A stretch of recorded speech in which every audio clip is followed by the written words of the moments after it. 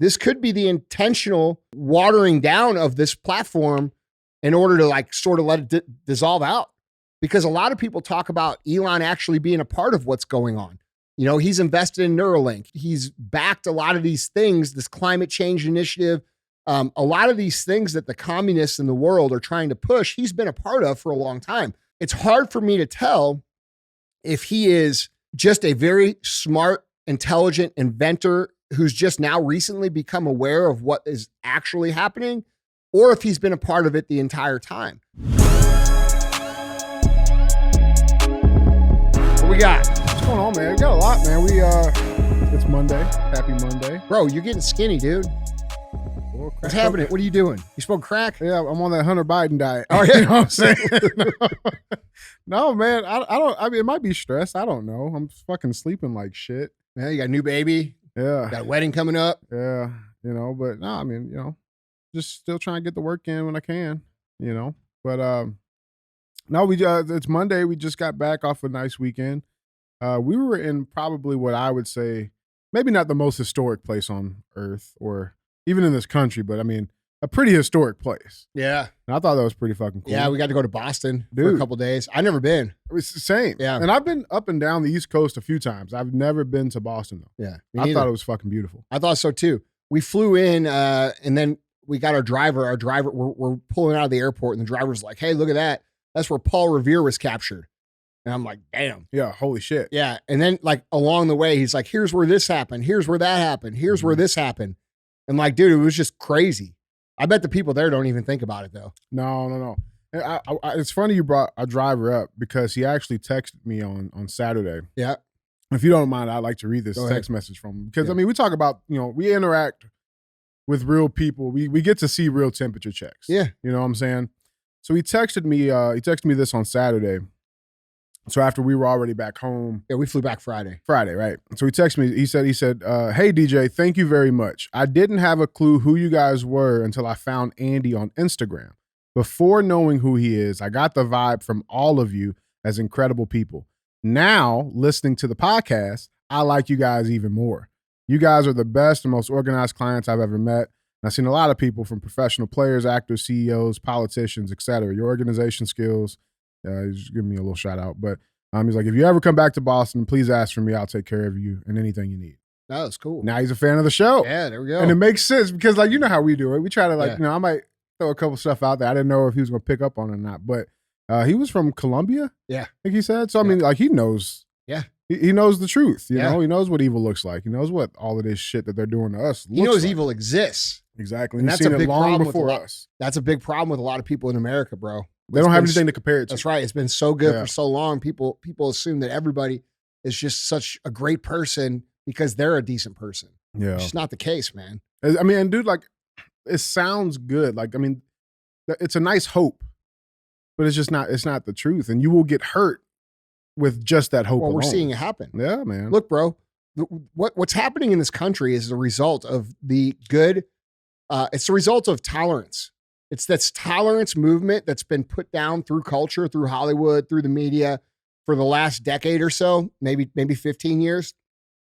And, you know, the good, upstanding, normal people of this country have been bullied into tolerance, into tolerating things that they don't really feel like they should tolerate, because anytime they've spoke out against it, they've been labeled a racist, a misogynist, sexist. Yeah, whatever, dude. Yeah. All the is, right? And, you know, so now you have a big part of the population who stayed silent and in the face of what I believe to be either evil or mentally ill people, and they've gained a bunch of ground.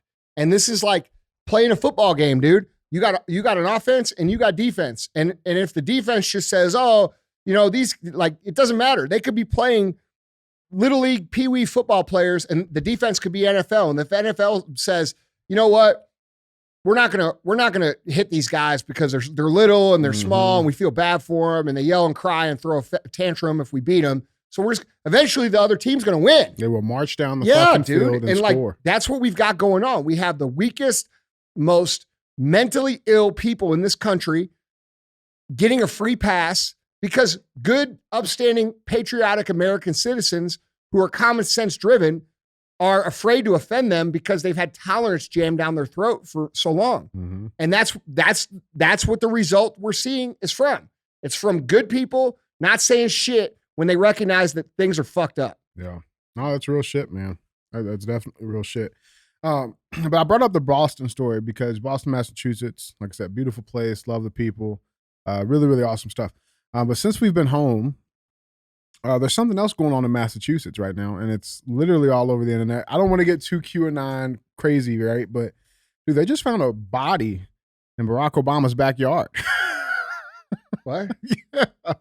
So this headline reads, body found in search for black male paddleboarder 43 who drowned in pond on Obama's Martha Vineyard estate.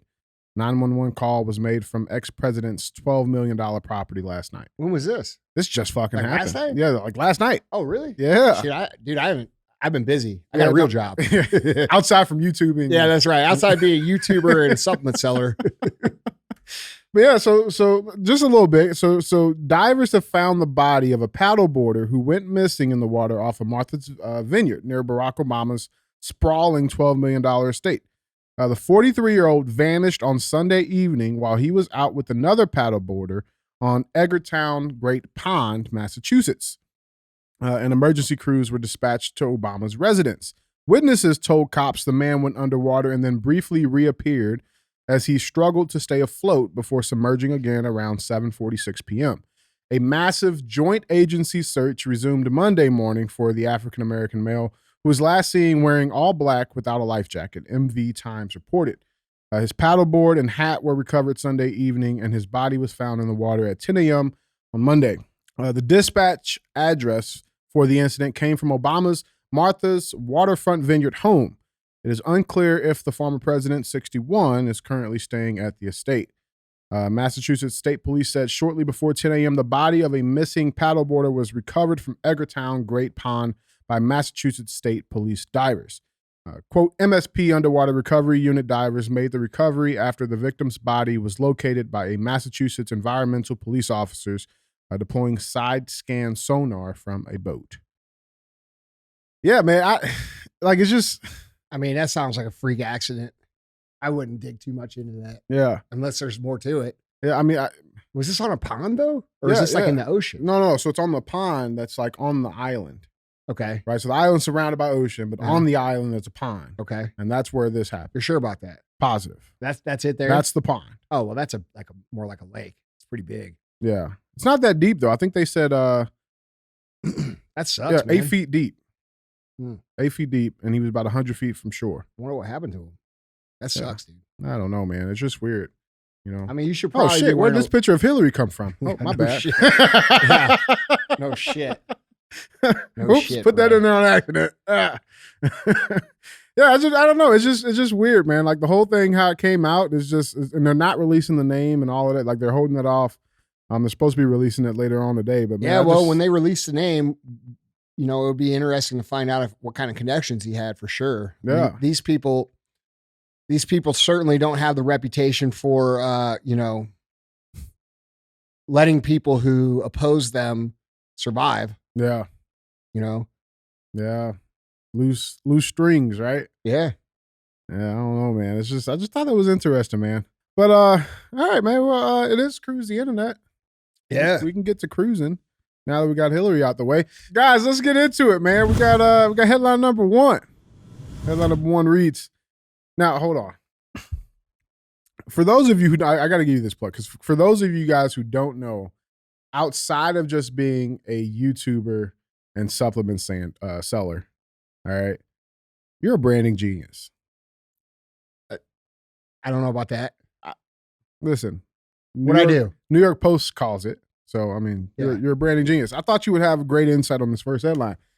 Twitter announces new name, logo, and direction. I want to see what you got on this. So Twitter CEO Linda Yaccarino revealed on Sunday that the company that she was recently hired to lead is changing its name, its logo, and the future of the platform. Quote, it's an exceptionally rare thing in life or in business that you get a second chance to make another big impression.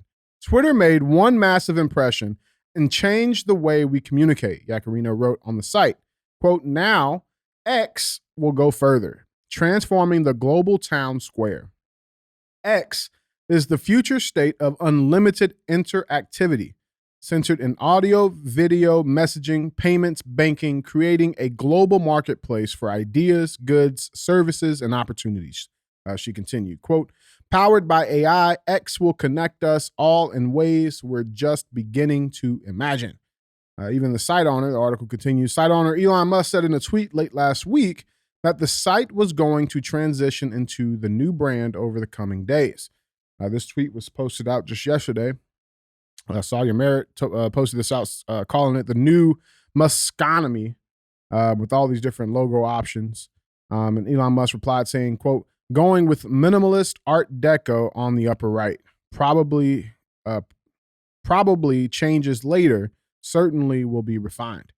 And officially now, Twitter HQ is now the X HQ. It's just a massive rebrand going out, right? So he's scrapping the bird. The bird is out. Bird is no longer the word. And X is in. Now, there's been mixed reviews from the public. This person, Dan Hale, tweeting, or I guess it's called Xing now. He X'd this, I guess. In saying that Musk would rebrand as something as iconic and topical as Twitter to quote unquote X. Or this lady, Tiffany Fong, she says, quote, sorry, dude, I'm still calling it Twitter. Now, Andy, you know a little bit about branding, at least a little bit. I think that's fair to say at least. Can you get us in the mind? Like, when is this necessary? What can you get us maybe a peek into what Elon's going through right now? Well, there's this concept that when people become successful in things, they start to believe that no matter what they do, it will actually work and that it's a great idea. I call it the Midas touch. It's not real though. And you see this a lot with entrepreneurs, right? They've built something that was really great. And then they go over here and like, you built a business and then you think you can be a restaurant, owner, and you start to open restaurants. Like doctors going into. Yeah, right. Yeah. Like, and they think because they're successful at surgery and they've been a successful doctor that now they can run restaurants. And what they fail to understand is that each avenue is its different thing. And then also each skill set inside a company is a different thing. So certain people that understand brand may not understand sales, may not understand marketing of the brand, may not understand leadership, right? And when you become successful, it's real easy to believe that anything that you touch is going to work. It's your own hubris telling you that you're great. Honest take on this, look, Elon Musk is, I'm a mere fucking bacteria compared to what he's accomplished in business. Okay. So this is coming from just my perspective and I'm aware of where I stand next to him. Yeah. I think his Tesla brand is weak. I think the cars are ugly. I think if he made some better looking cars, I think he'd sell a lot more of them. I think there's a lot of shit that he does that could be improved upon tremendously. I think this move, he's not considering a whole bunch of things. I think one, you have the time of Twitter being familiar, which is over. It's 15 years. 15 people years, understanding what Twitter is, and you just flush that down the toilet. So now you have to start over. You have to start over and you're starting over. And in 15 years, you probably won't have the brand equity that Twitter has because Twitter's a pretty good name. All right. Now, you also identified one of the problems in your question when you didn't know what to call it. Okay. Everybody knows what a tweet is. Now, what are these things going to be called? Okay. That's something to be thought through. Another thing to be thought through is that X is a generic term, and to get fucking trademark on a generic term is virtually impossible. This brand, because the term is so generic, will be very hard to actually enforce and get a trademark. And he will be okay because he has unlimited expendable income. But for you and I to do something like this, it would be impossible because they wouldn't even award us a trademark because the branding is so fucking generic. So there's all kinds of problems here with this move. This guy's a PR expert though. When he came out with the fucking, what is that truck he came out with? The Cybertruck that, and he threw the rock at the window and it broke. That was intentional. Yeah, bro. It got tons of PR, right? This is getting tons of PR right now. So it's hard to know what is actually going through this man's brain because he's a very intelligent dude. He understands how to use the media. He understands how to get people to talk. And so it could be that too. So I'm not going to sit here and pretend like this is a dumbass move. You know, you like everybody else that has their Twitter all these degrees. Fucking dumb fucks on the internet. These guys are, they've never built anything. They've never built a brand. They never built a movement. They've never done anything. And they've all got an opinion, which is the problem with the entire internet anyway. All opinions are not created equal. All right. The biggest problem with the internet is that it's allowed people that have no experience and really anything to feel like their opinions are as valid as people who have the experience in those areas. And that's a big problem with society. We see it in every single, this is part of the reason I stopped posting on the internet, because I got so tired of the dumbest people in the world having shit to say about things they cannot possibly understand. Right? Yeah. Like that's a big problem. And I don't know, dude. Like time is going to have to show what his move is. But if we're looking at it surface level and we're just saying, okay, he's going to roll with this, I think it's a poor move. I don't think it's a move. Like if I was sitting in the room with him, I'd be like, look, dude, you got 15 years of brand equity. All right. Everybody knows what Twitter is. It's a tweet. What are you going to call it? An X? Maybe they have a name. I don't know. I don't know what it is. You know, there's all kinds of objections as to why this is a bad move, and not very many to why it's a good move. And to be completely honest, I think this is,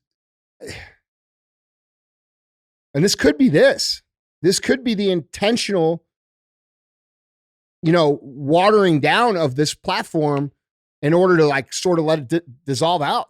Because a lot of people talk about Elon actually being a part of what's going on.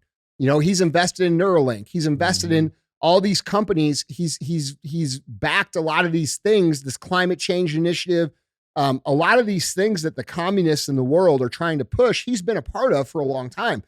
And it's hard for me to tell if he is just a very smart, intelligent inventor who's just now recently become aware of what is actually happening, or if he's been a part of it the entire time. And I it's hard. I can't tell. I don't know him. Yeah. We're not friends. You know, I'd love to be friends with him, but like the point is, you know, we don't know. Yeah. And so it's hard. It's very hard to tell. So like, you know, if you had a platform, right, and you saved it from the censorship and all the BS that he saved it from, and you got everybody on your team. And then, you know, these are the people who are quote unquote the enemy of all the things that your actual business practices depend on, supported. Yeah. Okay. So you get all these people in one group and then you intentionally devalue the platform and kind of make it like irrelevant. There's a lot of things it could be, dude. Yeah. You know what? One of the first things I thought of when I saw this is I'm like, damn, maybe he's trying to, I mean, dude, like Twitter does have as much brand equity as it does have. You also got to think about all the negatives that goes with that, right? Like the Twitter files, things like that. So like, is this him trying to, you know, I guess remove himself from that? No. You know what I'm saying? The Twitter files help the brand equity of Twitter, not hurt it. Yeah. You know what I mean? Like that's the story. Yeah. We had this sinking ship. We came in, we fixed it. Now it's this amazing thing. So you're saying that name could have still been extremely positive. I tell you what, if I owned it, it'd still be called Twitter. Dude, Elon's got a lot of money. Elon doesn't have enough money to spend to create the brand equity that Twitter has already. It's in everybody's brain. Everybody knows what a tweet is. Everybody knows what Twitter is. No matter how rich he is, and if he spent all of his money on trying to rebrand X, it still wouldn't be there because branding takes time. Okay. Branding, there's a time aspect of branding that you cannot outspend. Yeah. It's just a part of the equation. So time existing is part of the branding equation, right? There's a reason I wear this hat every day and you don't know what the fuck it stands for. You're all going to find out. That's branding. Yeah, right. You see what I'm saying? So it could be a lot of things. Yeah, that's real, man. My professional opinion and my humble opinion compared to this man's success, I could be totally wrong, but I'm pretty good at branding stuff. I know what I'm doing. I could probably help him a whole lot. And I don't, if it's surface level and this is what's going on, I don't see how this makes sense. Yeah, on that real quick though, like there was this video that went around, I want to say maybe 8 months ago or something. But Elon Musk, he was talking to like just this journalist kid, and they're talking about the spaceships, the rocket ships and shit, right? Mm. And the kid had mentioned something about the rockets, and Elon Musk was like, fuck, why haven't we been doing that? Literally changed the whole game plan up. My point is that like to that point, do you think it's also possibly, because we even talk about this with Donald Trump, that he is just surrounded by people who are either not giving him honest feedback or just giving him feedback of what they think he wants to hear? Who's better at branding? Somebody who's built a whole bunch of brands in real life, or somebody who graduated from fucking Yale with a marketing degree? I would say the real world application. No shit. Okay, I could run circles around every motherfucker on that team. I could promise you that. Not a single one person on his fucking team has done anything close to what I've done. No. Okay? Not even fucking close. They just read about it. They read about it. They got taught about it. Yeah. And what they got taught about was brands like Coca-Cola and Pepsi, okay? And Kentucky Fried Chicken, McDonald's, okay? That's old. That's not the way shit is branded now. It's different. And so he's got a bunch of academics around him who don't know fucking shit about branding or marketing or actually connecting with people in any way, shape, or form. And bro, if you pay me $100 million a year, I'll fix your whole shit. Just real talk. That's the number? Call me up. Yeah, I'll do it. That is what it's going to take. Or, you could also just join Arete. It's no. It's worth that. Yeah. It's worth that. Because this could cost you more, like 10 times. That would make him billions of dollars. Yeah. It's real shit. Guys, tell us what you think, man. Join in the conversation. Hashtag X the bird. Let us know in the comments what you guys think about this new Twitter, new X. You let us know. But with that being said, let's move on to our headline number 2. Headline number 2 reads, critics unleash on Kamala Harris's evil, astonishing lie about Florida's school curriculum on slavery. This is absolutely amazing. Absolutely amazing. I don't know if you've seen this or heard about this. I haven't seen anything. Oh, dude, it's perfect. I haven't been feeling good all weekend. I kind of like just stayed off my phone. Well, this is fucking great. Yeah. This is great. Let's dive into it. So Vice President Kamala Harris faced a wave of criticism Friday following her speech in Jacksonville, Florida, blasting what she said was the state's new history curriculum, teaching students that slaves in the United States actually, quote, benefited from slavery. Quote, just yesterday in the state of Florida, they decided middle school students will be taught that enslaved people benefited from slavery. They insult us in an attempt to gaslight us, and we will not stand for it. Harris said, referencing the new curriculum approved by the Florida Department of Education on Wednesday that includes the history of slavery in the United States. The new curriculum actually states, quote, instruction includes how slaves developed skills which, in some instances, could be applied for their personal benefit, leading to countless critics accusing Harris of brazenly lying and misleading the American people. Hold on. I'm a little confused here. Is she saying that, or was that what it said before? So the new curriculum actually states, so that's actually from the curriculum. The old curriculum? No, the new one. Okay. This is from, instruction includes how slaves develop skills in some instances could be applied for their personal benefit. Okay. For example, and there's facts and fucking evidence that shows this, right? There were slaves who, Well, I'm just saying, like in my mind, I'm not understanding what's going on. Yeah. But like, if a slave was like, let's say, a tax specialist, right? Like he took care of the horses and the saddles and put the shoes on the horse, and then he was free. That would be his skill set while he would learn how he would earn a living. And then what would he do with that skill set? He would go start a business or work. Well, how do you think that the slaves survived after the day they were free? They used the skills that they learned while they were in slavery to actually produce income for their families as a free person. Shoemakers, cooks, anything. I mean, you name it. There's gardeners, farmers. That's history. Yeah, that's actually what happened. Yeah. Well, according to Kamala Harris, it's just an attempt to gaslight us. How? Because slaves didn't benefit from slavery. That's so our what she's saying is that immediately once slaves were freed, they didn't know how to do shit. We've been fucked for 300 Hold years. On. So what she's actually saying is that all these slaves that did this work, they farmed, and according to their point of view, they built America. So isn't that perfect? Hold on. So according to their point of view, they built America, but then once they're free, they couldn't build anything. Right.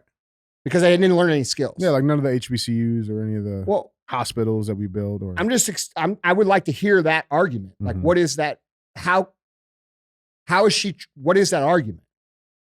Oh, you're racist. You can't ask that question. Like, that's like, what that makes sense. Well, that's blatantly untrue. Yeah, it doesn't make sense, man. That don't make sense. And so this is great. So National Review writer, Charles Cook, he actually wrote an entire article on this.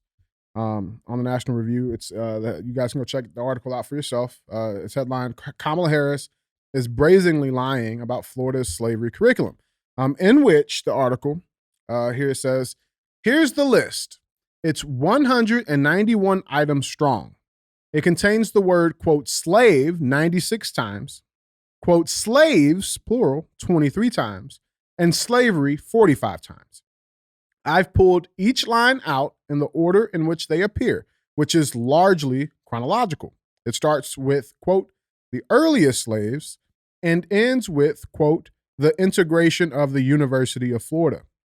So he lists this out of the actual, from the Department of Education in Florida, the actual list. He pulled out the words. And I just want to go through some of the things that are introduced in this new curriculum. Okay, a couple of things like this. Instruction includes what life was like for the earliest slaves and the emancipated in North America. Or examine the Underground Railroad and how former slaves partnered with other free people and groups in assisting those escaping from slavery. What color were those people? Black and white. I'm just saying. Yeah, that's important. Or things like this. You know, we just covered the benefit, the personal benefit aspect of it, but there's even things in here like this. Instruction includes the practice of the Barbary pirates and kidnapping Europeans and selling them into slavery in Muslim countries. Or instruction includes how slavery was utilized in Asian cultures, right? They're looking, it's just generic stuff that I thought was pretty fucking cool that, you know, well, that's not being taught. It's yeah. Okay, keep going. Right? Instruction includes the founding of historically Black colleges and universities. I looked through this list of 191 things that he pulled out. I didn't see not one that looked crazy. And guess what? I'm not the only one that disagrees. CNN panelist calls out VP Harris over, quote, completely made up Florida slavery curriculum claim. Here's the video. It's amazing to me that how little Kamala Harris apparently has to do, that she can read something on Twitter one day and be on an airplane the next to make something literally out of nothing. This is a completely made up deal. I looked at the standards. I even looked at an analysis of the standards in every instance where the word slavery or slave was used. I even read the statement of the African-American scholars that wrote the standards, not Ron DeSantis, but the scholars. Everybody involved in this says this is completely a fabricated issue. And yet, look how quickly Kamala Harris jumped on it. So the fact that this is her best moment, a fabricated matter, is pretty ridiculous in my opinion. Well, and more than that, so he mentions the scholars, the African-American scholars who worked on the panel to comprise this new curriculum. And on that panel, you'll find this gentleman, Dr. William B. Allen, who is the Emeritus Dean of James Madison College, an Emeritus Professor of Political Science at Michigan State. He is the former member and chairman of the U.S. Commission on Civil Rights, has been a Kellogg National Fellow, Fulbright Fellow, and a member of the National Council on the Humanities. It's not somebody I think would be, you know, off or miseducated on history, right? Or this lady. This is Dr. Frances Presley Rice. She's a retired United States Army Lieutenant Colonel, and she writes about it. But I think the problem is the reason they don't really want people to dive into this is because Dr. Presley Rice, she wrote this article a few years ago titled "Unveiled: Democrats' Racist Past." Maybe they just don't want the cat out the bag. Talking about yesterday. Yeah, right.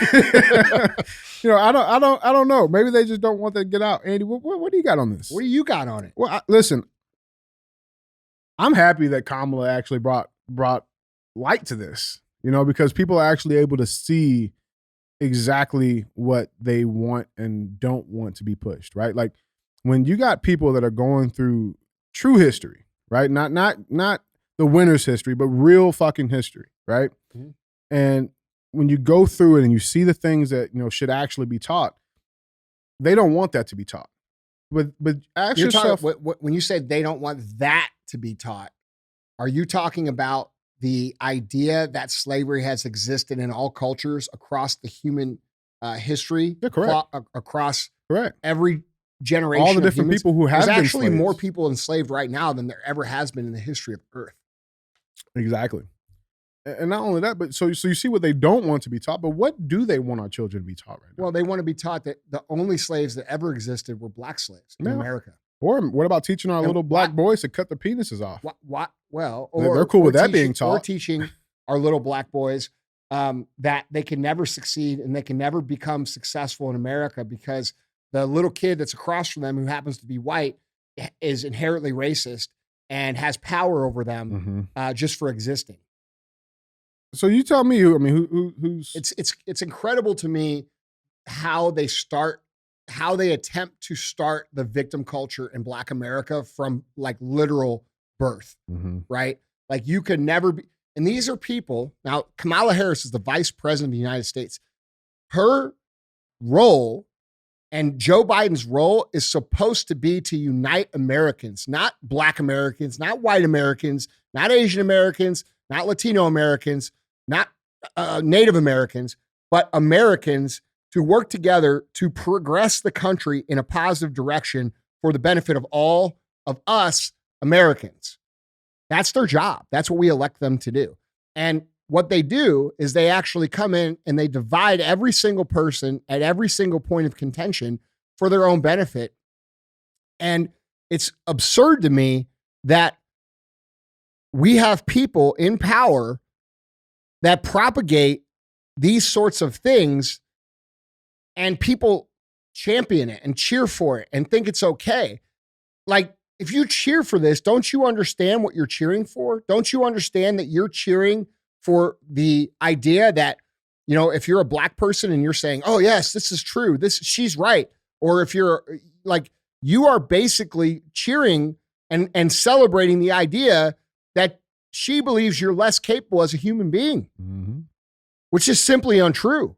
Not only is it untrue, Andy, it's damaging, right? Because it's fucking criminal, dude. Even looking at the basis, like the base fundamental value, right? Like the whole idea of slaves benefiting, right? Like look at the story. Let me ask you this, real talk. Yeah.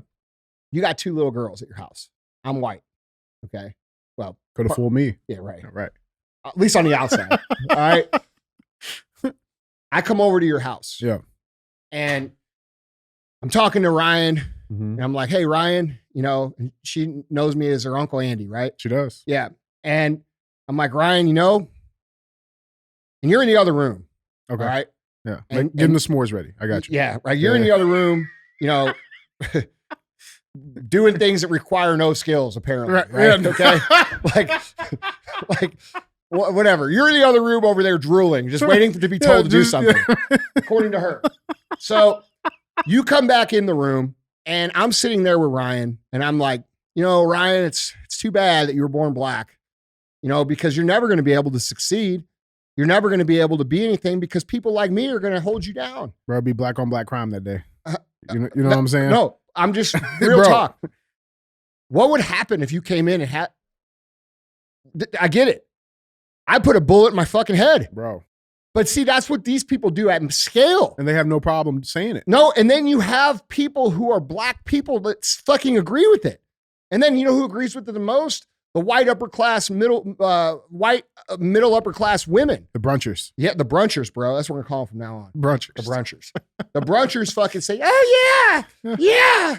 Can't get an ID. Yeah. Slavery. So I mean, but like think of it in that context. Bro, it's disgusting. No, I'm just saying, think how evil it, like if you witness this in an individual context, every single human being, black, white, doesn't matter, would say this is fucking wrong. Mm-hmm. But because it's systemic, and what's funny is we have riots that burn down the country about systemic racism.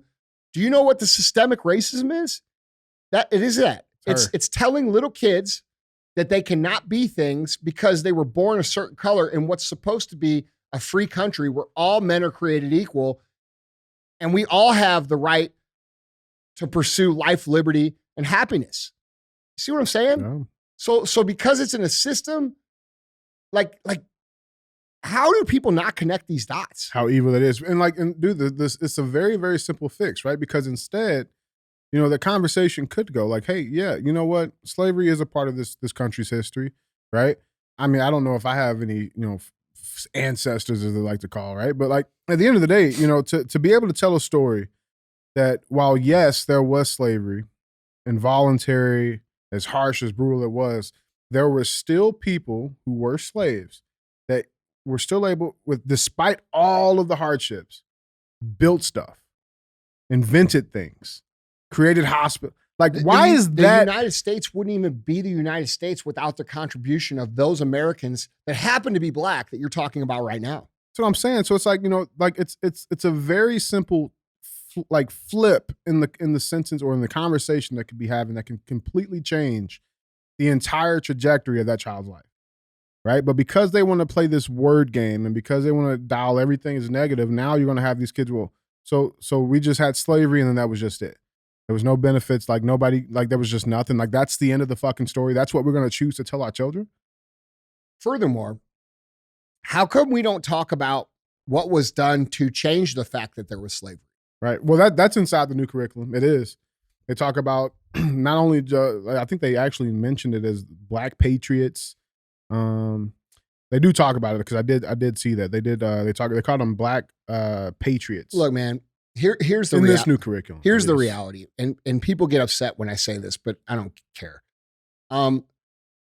Race baiting and the discussion of race is only done by people who are racist, and when we truly break down what this racial division is, it's a low IQ, highly emotional, highly divisive argument that these people in power, that's in their playbook, that says, hey, we can't have these people get along, so we're going to push this race issue so that they fight and they can't notice how much we're doing to actually damage their life experience while we enhance ours. And that's it. It's a low IQ emotional argument for people who can't think, who are unable to understand reality. And these people are experts at putting it in front of us. And until we get smarter, black, white people, especially, until we get smarter to the point where we say, hey, dude, judging people on the color of their skin, regardless of who they are or what race they happen to belong to, is wrong. And in America, we judge people by the content of their character and how good of a person they are and how they treat others. And that's how we do it here in America. Until everybody gets to that page, this shit is going to keep going on. I'll be real with you. Like, dude, the race arguments to me, like it's fucking laughable. Like it's laughable shit. Like, because people who continuously buy into this over and over and over again, if we're being fucking real, the reason people buy into it over and over and over again is because it gives them an excuse as to why they don't have to try very hard. Because if they don't try very hard, it doesn't really matter, because if I tried, it wouldn't work anyway. And that's what these people prey on. And it's bad. It's a scapegoat. Dude, listen, man. We have to get smarter than these people. Okay, this lady's barely fucking black. All right, let's be real. Let's be real. I don't know one fucking black person that would claim her as their own. Okay, she's a fucking tyrant. She's stupid as fuck. Okay, I think that, we're gonna, right? you're gonna go to space one day. Right, like space, think about it. It's so annoying, dude. And like, yeah, bro, I'll be real. I don't think most black people are with these people at all. No. I think it's over. I think the race argument is pretty much over. I think people still get upset about it. And if we're being honest about race, does racism exist? Absolutely exists. Does it exist like they say it exists? No. It exists on little one-off things that happen to us. And by the way, when I say us, it happens to white people too. There's a lot of situations where, not a lot, but there are certain situations where over the course of our lives, we're probably going to be excluded at something because of our race. All right. We're probably going to get talked shit on because of our race. Black people, you guys are the kings of talking shit on white people. Let's be fucking honest. And you know what? I don't really give a fuck. It doesn't bother me. All right. There's far more of black people accepted to talk shit on white people than there is white people talking shit on black people. I can tell you that, because we've never been able to say anything even if it was actually thought that, you can't even say it because you'll get fucking, like if I say, hey, white people aren't the problem in black communities, black people are actually the problem in black communities, you get fucking yelled at. Like, you see what I'm saying? Right. There's a double standard of what's considered racism. And until we get to the point where all of it's bullshit and we all say, no, dude, that's a fucking human being who, if I go over there and slice their arm open, they're going to bleed red. They got the same internal stuff that I got. They happen to have a little bit more melanin in their skin because of where they come from in their culture on the planet where there's more or less sun. Like, this is basic shit. And like the fact that we still argue over race in 2023 in any way, shape, or form is kind of embarrassing to us as human beings. No, That's it how really I shows look at where it. we are. Yeah. But again, like, is it really where we are, or is it just where they tell us that we are? That's what I think it is, for the most part. Yeah. I think there's some people who buy it, who are victims, who are going to always be victims, who are of the victim mindset. And because the victim mindset is popular right now, you know, it gives people permission to not really be productive or hold a high standard in life because, you know, they can just say, throw their arms up and be like, well, fuck, I'm this, or I'm that, or I'm that, whatever it happens to be, right? Victim culture is very hot right now. Yeah, it is. I think it's fading though. I think people are coming back around. But dude, all in all, man, I think it's a ridiculous argument. I think Americans, the thing about America that's made America America is the fact that all cultures from all different places in the globe have been able to come here and abide by a set of core values, American core values, and create some amazing things. And at one point become the most powerful country in the world for a very long time. In fact, I believe we're still there. I just believe we're being told that we're not. If we truly believe what you and I have said this whole time is that China has compromised our highest political offices, our politicians, and our media, and our Hollywood, which is very easy to see by the way that they contribute money to all of these cases, then why would China let us think that we're the most powerful country in the world? Wouldn't it be in their benefit to beat us down and make us think that we were losers and that we're, you know, everybody's, hates each other and, everywhere we go, there's people trying to convince kids that they're cutting off their dicks. Like, all of this stuff that we are propagated is clearly designed to weaken morale in the country and demoralize us. And if we believe what China is doing, or if we believe what you and I say on the show regularly, that China is actually influencing all this, wouldn't that make sense? Why would they? You're saying that because they're doing it, that is the proof that we're not that yet. What I'm saying is, if you think about how things actually are, it makes perfect sense as to why we are propagated to believe that we hate each other, why we are propagated to believe that everybody's, with the adult men shaking their balls in kids' faces, right? The opposite is true. Correct. Got it. Right. Like, dude, they want us to think we're weak because we're actually very strong. Correct. They want us to think we hate each other because we actually love each other. Yeah. Psychological warfare. That's what we're dealing with right That's real. We're dealing with psychological warfare from another country. And I believe that the whole thing with COVID was all part of this. Yeah. Like, COVID definitely came from over there, and it was definitely known about by our country. And the people who knew about it in our country were getting paid by those guys. And what were they getting paid to do? Were they getting paid to make the country stronger, or were they getting paid to make the country weaker? Close it down. Right. And that means these people are fucking actual traitors to you and me. Okay. And now we take a look at all of the things that they're allowing to happen, the crime in all the cities, the border crisis, the inflation, the sending of all our military assets to foreign countries so that we have a problem with our own assets here, the depleting of the oil reserves. Name me a single move that these people have made that has strengthened our country. Name me one. And you can't name one. And now we have the evidence that they're taking money from China. Now, and this all started with COVID. Okay, so to me, what this is this is a giant operation attack that is from China to America to weaken our country, to make them the economic power and probably eventually take us completely over. And there's been a number of Americans in the media, in the politics, and in Hollywood who have either leveraged people or sold us out to their own personal gain to this foreign adversary, which is treason. So that's what we're dealing with, in my opinion. Yeah. And it all flows into this shit. So like, I don't know, dude. I think that's a beautiful point. I mean, look, we keep falling for it though. You know, our people keep falling for it. Like we keep falling for the fact that like, you know, because someone is a little more tan than us, they're our enemy, or a little less tan than us, they're our enemy. Like, dude, really think about that. Like, just like I said, think about like if I was having that conversation with your actual kids, Right. think about how basic that is. Like you think that someone is your enemy because they come from a different place in the world and they have less melanin in their skin or more melanin in their skin. Like, are we really that fucking stupid as a culture? It's not true. And the reason that this has been propagated, and it's not just propagated here currently now, this has been propagated over the course of history, right? Tribalism, wars over, you know, like from different country to country. Like, dude, all European men are basically the same. Like Poland, Italy, you know, England, France, Switzerland, Belgium, Germany, like they're all the same kind of people. But people in power have for thousands of years convinced the people in these countries, which, by the way, that border is a made up line that is made up by someone who said, this is mine and I own this.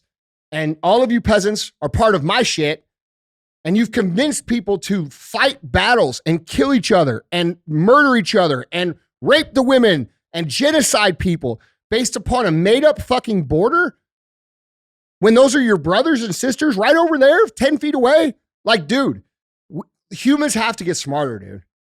You see what I'm saying? Yeah, man. Like, we have been manipulated over thousands of years by people who have power to believe that we are so different that we must kill each other. And that's total bullshit. That's total bullshit. Total bullshit.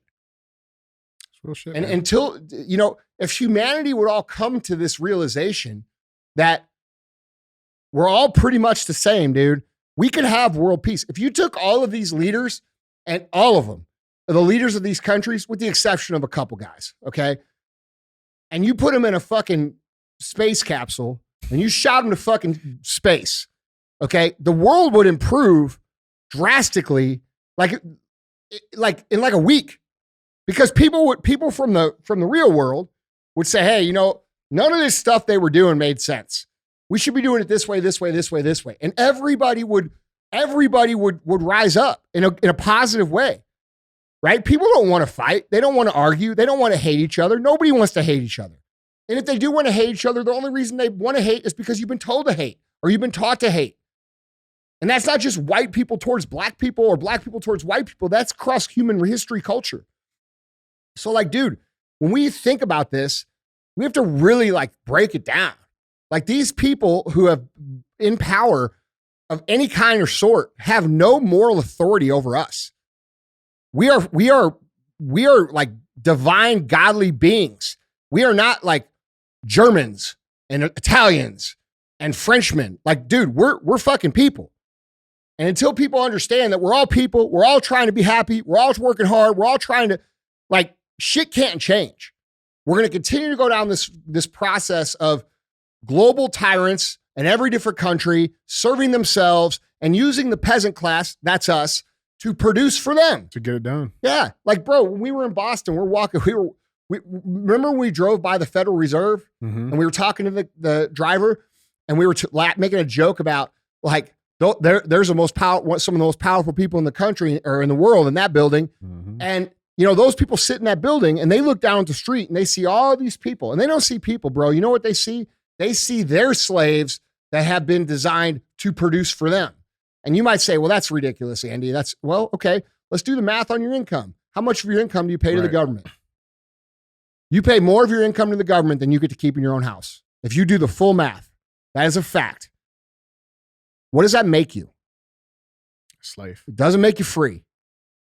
So to run around here and say that this isn't the case, you're just not awake to what's actually going on. They're refusing to believe it. Until we get smarter, when we collectivize our power together as human beings, This shit will continue to go on, and it'll get worse and worse and worse and worse and worse. In my opinion, most of these global leaders should be fucking put in the fucking wood chipper. The whole world would improve literally like instantly. It's real shit, man. Guys, tell us what you think. Chime in on the conversation. You guys know how it goes. So what happened if the whole world said, nah? Like no more tyrants. We declare our independence, just like they declared their independence in 1776. We declare our independence. We're not paying taxes. We're not doing your shit. Fuck you. What would happen? What would they do? They couldn't do anything. It'd be over for them. All we have to do is not comply with any of their stuff and say, no, we're doing our thing. Fuck you. And if they try to hurt us, we fucking put them in the ground. Be a pretty simple fix. It's real simple. Well, guys, let's get to our How's third that for domestic terrorism? Yeah, I mean I think that's considered global terrorism. Guys, is that on the list? Yeah, I think we escalated. Did we make it? On up. Yeah. Moving on up. Bro, they're the terrorists. They are. Oh, we're the terrorists because we don't want to pay you all our money? We're the terrorists because we're tired of you stirring the fucking peace that we would like to have in our lives? We're the terrorists because you shut down the country for 2 years and cost us all 2 years and ruined a bunch of kids? Like, we're the terrorists because you don't allow real education to happen, and instead on TikTok we got these people doing NPC stuff, looking like fucking the end of humanity. Like, bro, it's us. Come on. It's them. Let's go. Let's get it. These people, it's not just the United States. It's all of them. All of them when they fly to get together and they all honor each other and shit. That's all suck bullshit. each other's balls and shit. Huh? I know they do weird shit there, man. Oh, fuck, bro. They do kid shit. That's what Yeah. that's the whole thing. Bro, these people are all in a club. George Carlin said it the best.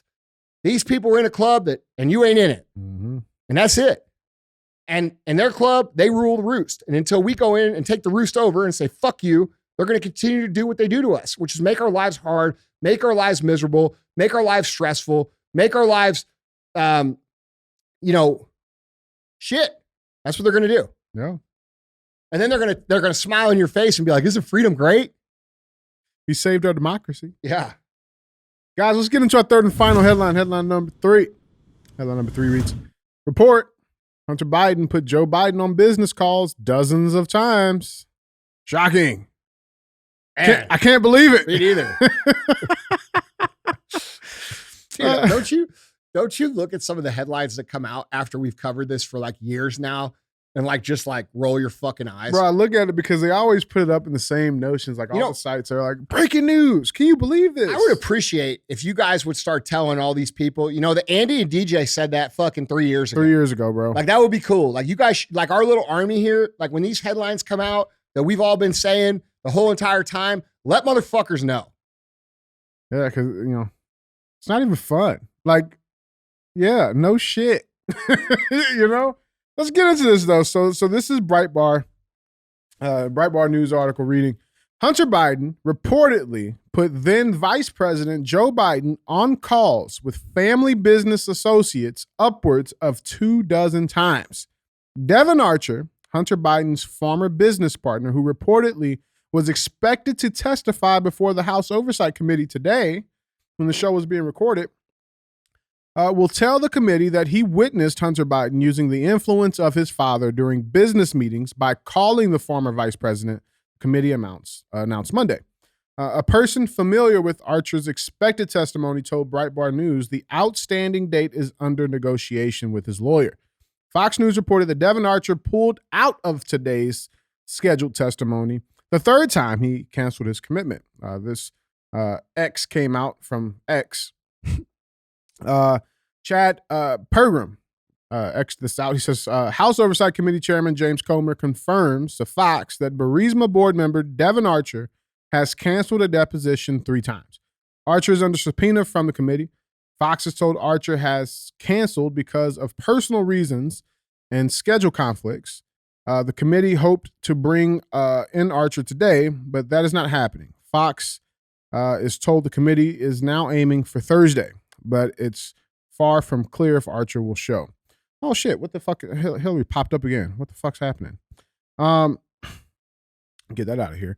But Archer, a Biden family business associate and Hunter's, quote, best friend in business, was in legal trouble in 2022 for defrauding a Native American tribal entity and was ordered to pay around $43 million to the victims. Prior to his arrest in 2014, Archer served with Hunter Biden on the board of Burisma Holdings, a Ukraine-based energy company. Archer was also photographed playing golf with then Vice President Joe Biden in Southampton. Here's the notorious picture there. What the? Hold on. You want to see the picture again? Yeah. The guy.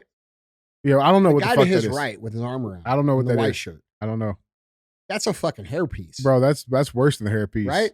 Like, bro, That's an ultimate. you're supposed beauty, to be rich. You have all this money, and that's the best you got, bro. I don't know what that is, bro. Some of you guys just need to accept it, man. Like, if your hair starts quitting on you, fucking fire that shit.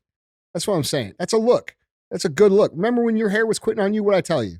I say you fire that shit, bro. Listen, I say you'll have a good look. Now look at you. You're world famous. Saucer, Dick Boss. You That's know what right. I'm saying? But look, let me say this: the only fight I've ever lost in my life was with my hairline. You didn't lose it. I let it because go. you fucking fired it. You I said, "Hey, get the fuck out." You sensed that it was quitting on you. Didn't love you no more. You said, Just "Get let it the go. fuck out of my house, bitch." I accepted the truth. That's right. You did so. You did so with dignity. Yeah, fuck yeah. It didn't fucking. You didn't lose. You won. Look at that. Look Hey. at that fucking face, bro. You got a Hey. face for radio.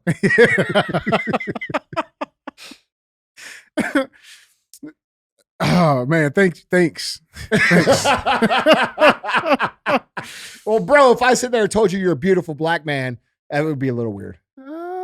We keep that for private. Yeah. I must say you tell me that all the time. Yeah. Well, You just said it on the air now. thanks. Thanks.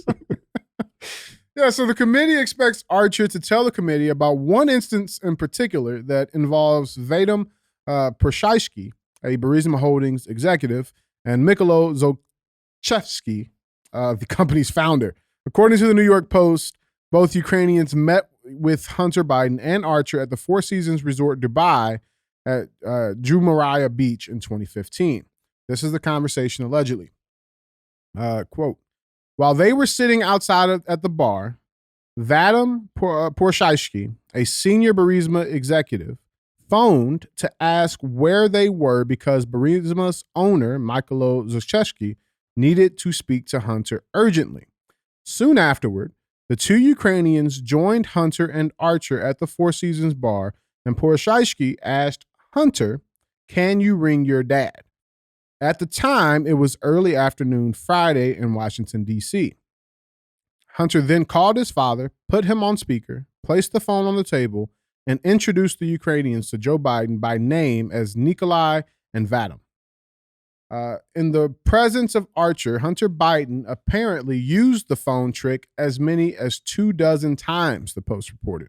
Whistleblower Tony Bobulinski, most known for his joint venture with, quote, 10 held by H for the Big Guy, confirmed a similar tactic during his experience with the Bidens at the Chateau Marmont in Los Angeles. Quote, I'm also aware of other Biden family business associates confirming that Joe would take phone calls from Hunter in the middle of business meetings and would weigh in via speakerphone, Bobulinski said. Quote, sitting with Hunter at Chateau Marmont before I first met Joe Biden on May 2nd, 2017, Hunter was adamant that his father takes his calls at any time, no matter what his lawyers say, or with gatekeepers like Kate Bedingfield, former Biden spokesperson, playing interference.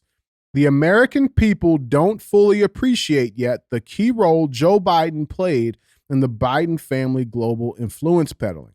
I would equate it to a chairman's role in a traditional business structure, he added. No shit. Yeah, no shit. So let's backtrack a little bit. So in 2015, Archer discussed expectations of high-ranking U.S. officials in Ukraine 1 month before then Vice President Biden visited Ukrainian President Petro Poroshenko to demand the firing of a prosecutor investigating the company. There was a famous video went around. Everybody saw that where he talked about, I told him you need to fire him, or they're not getting no money. He fired him. Ukraine got the $1 billion. Everybody's talking about it, a little pissed, but here's one interesting thing that I wanted to bring up, right? So mainstream media, you guys, we all know how they operate. They don't talk about certain things that are damning. But I want to show you what mainstream media is focused about. They're focused about this headline, for example. D.C. federal courthouse photos sparked Donald Trump indictment speculation, saying the media teams have been setting up campsites outside a courthouse in Washington, D.C. amid speculation that a new indictment against Donald Trump. Right, so you got all this overwhelming proof that's coming out about this Biden family, but of course, they still got to target Trump. Now, before we get into this, Andy, I got to show you one more thing that I thought was just really, really bizarre. So the only things you're seeing on the internet right now are those two topics I just mentioned, or the three we covered so far. But here's another headline that a lot of these left-leaning news sites are picking up again that I thought was pretty interesting. Headlines like this: note cards and shorter stares, how Biden's campaign is addressing his age. Aides appear to be making concessions to Biden's age, hoping to avoid viral moments. Or headlines like this from AP News: Biden downplays age talk, but subtle accommodations are being made. They're bringing his age back up and his fragility. It makes me think that something's big about to fucking happen. But Andy, can you give us any sense or calm? Well, to me, the age argument is not a real argument. Like, yes, he's senile. Yes, he's like losing his mind. No shit. Yeah, I mean, they're talking about like they even changed the stairs that he uses to get on the Air Force One and shit. I get it. I understand that. But you guys knew that he was old and senile in 2019, 2018. Mm-hmm. You knew that then. So everybody knows that that's the truth. And it seems like the age discussion is thrown out more and more as a cover. What's actually happening, which these men have, like the article state, have been doing pay per play for literal, I mean, who knows how long. And in my opinion, the reason that this isn't getting talked about is because all the politicians do this in some way, shape, or form. Mm-hmm. And so they're not going to blow the whistle on their own way to make a living and make an income and pay for houses. I mean, how does Bernie Sanders go around talking about socialism and then have, all these $1 million properties, multi-million-dollar properties? You know what I'm saying? Right. Like, these people are all full of shit, all of them. And the reason that they're not blasting this dude for what's really going on is because they're all guilty of it. And all of it is treasonous to this country. All of it. So that's my take on the age argument. And then furthermore, I believe that he was put in power so we would say, man, he's just old and senile and stupid, which makes him the perfect guy to advance an agenda that is very damaging to the United States, right? We could look at like, oh, he depleted the oil reserves. Oh, that's just Joe. He's stupid. Oh, they're leaving the border open. Oh, that they just don't get it. They're so stupid. He's old. Oh, he, made these gaffes, and he said these things. Oh, that's just old Joe. He's actually a really nice guy. Oh, they sent all of our military weapons to Ukraine. These guys are just so stupid. Mm-hmm. And in reality, there's nothing stupid about it. It's all an intentional play that he's being paid to run, and he is the perfect guy to run it. So that because we all say, man, they think we're stupid. They don't think you're stupid. They know you're stupid. That's what people are failing to understand. They don't think you're stupid. They know you're stupid. They understand that you will look at this at surface level and you will not truly understand what's actually happening here, which is the destruction of the United States. Furthermore, who's to say that these people, for example, let's use the cocaine thing, right, in the White House. Mm-hmm. Now, they have surveillance of every single inch of that building. There's no reasonable person on this planet that thinks they can't figure out who actually did it. And we all kind of think we know who did it, right? And them not saying who they know did it tells us who did it. So do you, like, I saw somebody talking about this, and and this is a pretty well-known quote unquote conservative influencer. That's a whole nother subject. And they're like, at the end of it, they're like, they think we're stupid. Well, you are stupid. And here's why. Could it possibly be that they don't actually care if you see it or not, and they're actually just doing these things to show you we're in control and you're not, and there ain't nothing you can fucking do about it? Wouldn't that make sense? It's a big power play. At what point do dictators that emerge cross from being someone who's pretending like they're acting in the interests of the people into actual dictators that dictate. Well, they don't just come out one day and say, I'm the dictator. What they do is a number of small moves over the course of time that you do nothing about. And over the course of time, these moves get progressively more absurd and progressively more damaging. And as we do nothing about it, they gain more and more and more perceived power to do whatever they want. Have we thought about that? Does that make sense? It makes perfect sense. The more crazy shit that they do, the more power they gain to do whatever it is they want. They're operating without any sort of recourse whatsoever. And so what we call that is unmasking of the communism. That is us going from what we perceive to be a free country, which is a lie, first of all, to a new way where there's certain people in power that just call the shots and you can't say shit about it. Yeah. And if you do, we indict you. Yeah, We put you in jail. I don't even think the cocaine was an accident. I think it was intentionally put there from the calls to the EMS and first responders and the hazmat team. Let's make this reaction. Let's put it out to the public. Because here's the thing. If they wanted to keep that quiet, they could have kept it fucking quiet. Yeah. But that's how they take the mask off, bro. Yeah, that's how they we're move. going to do this. Let's create the fucking response. Yes. Let the people see it. Yes. And they won't do fucking anything about because they know what you're going to say. You're either going to say, oh, they're so stupid, or they're going to say, oh, they think we're stupid. No, they know you're stupid because you keep saying they think we're stupid. That proves that you are fucking stupid. Does that not make sense to you? it. Yeah, no, it makes perfect sense. At what point are you conservative, pro-freedom people out there going to stop saying, hey, they think we're fucking stupid and start saying what it is? They're doing whatever they want and rubbing it in our face, and they think we won't do fucking anything about it. That's the truth. Oh, they must think we're stupid. Like, are you working for them? Are you part of them? Why are you pushing that message out to your millions of followers? Why are you conservative influencers pushing out that message of they think we're stupid to your millions of followers? No, you're doing their work by propagating that message. They don't fucking think we're stupid. They know you're stupid. They know that you're not going to do anything, and they're rubbing it in your fucking face, and you're eating it up with fucking fork and knife like Thanksgiving dinner, bro. Buy my t-shirt. Yeah. Like, it's gross to me. Yeah. It is, man. Oh, they must think we're stupid. No, they think you're going to sit on your fucking Instagram and not do a motherfucking thing. That's what they think. And make some more X's. And the more you allow them to continue to get away with it over and over and over and over and over and over and over again, the more power they gain. Okay? If they can ship all of our military supplies to Ukraine, if they can deplete our oil reserves, if they can open our borders and let millions and millions and millions of military-age males from other countries come across the border, if they can allow crimes to run rampant in their city, if they can deflate our currency and ruin our economy, if they can, Afghanistan. if they can do what they did in Afghanistan and make us look ridiculous, if they can do all these things, like, And no consequences. yeah, and they can get us to believe that a man is a man and a woman is a woman, what can they not do? Where's the line? Where's the line?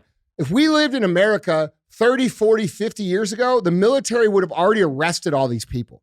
In my opinion, the military is like abandoning the oath that they took.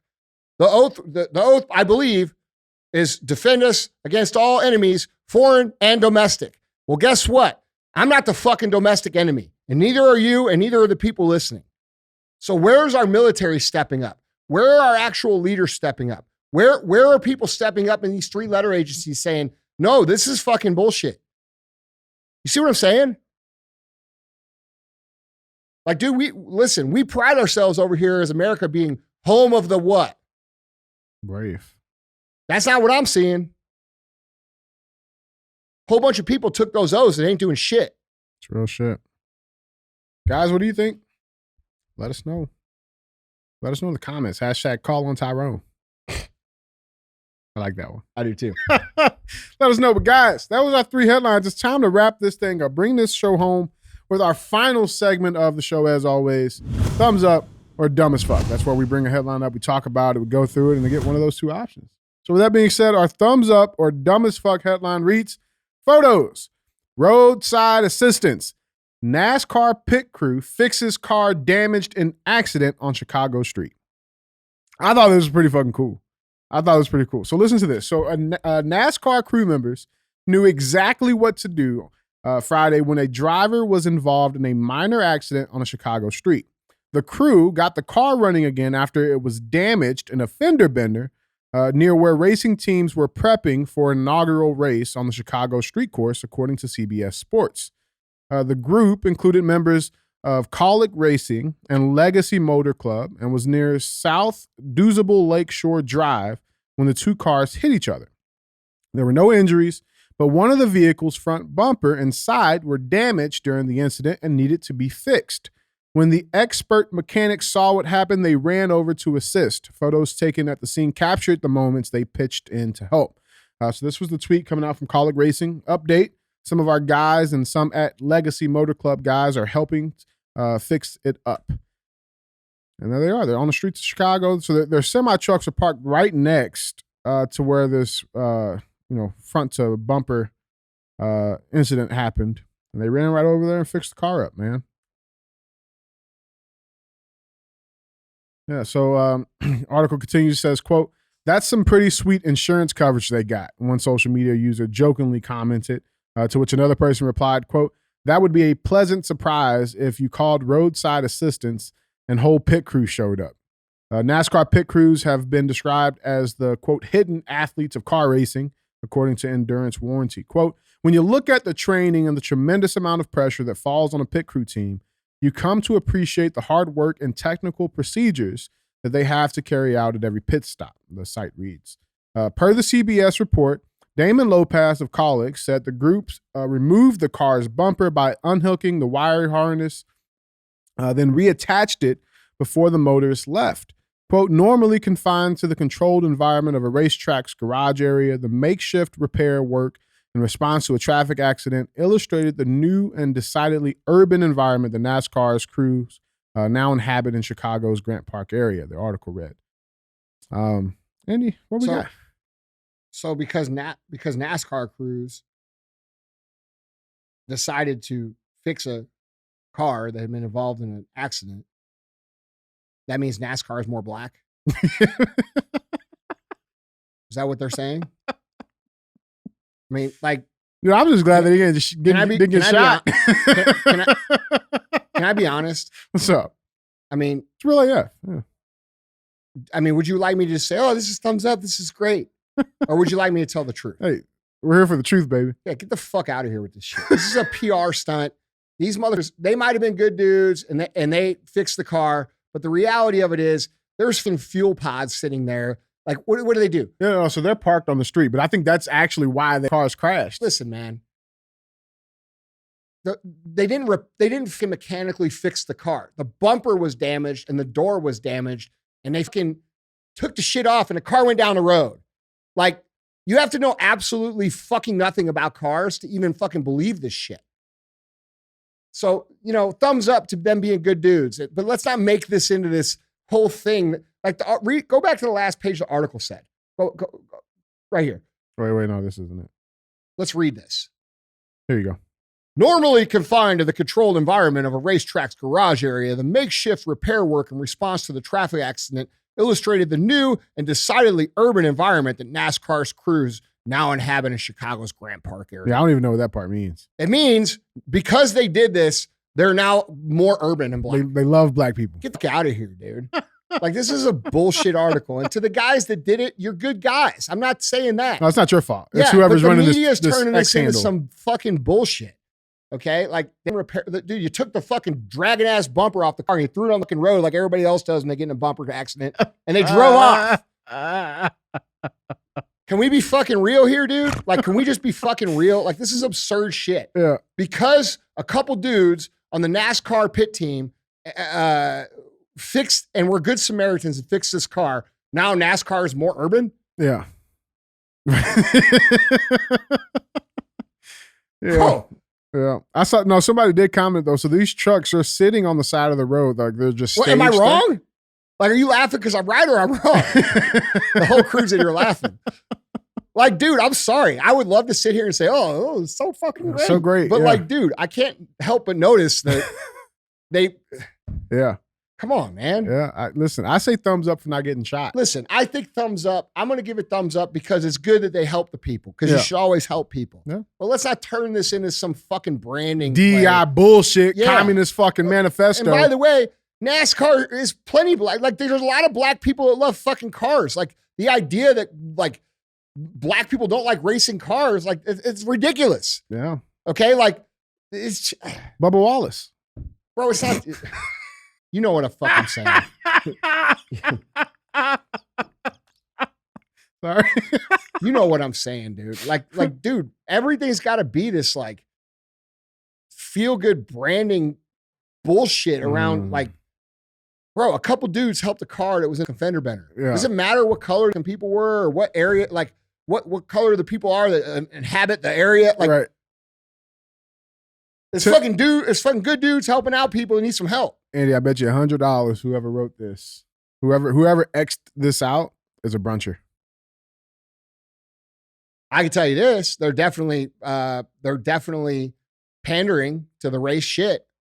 I think that, you know, and I honestly think that's part of the problem. Yeah. Everybody's trying to out virtue each other about who can be more this or more that or more this or more that. Like, bro, this ain't that hard.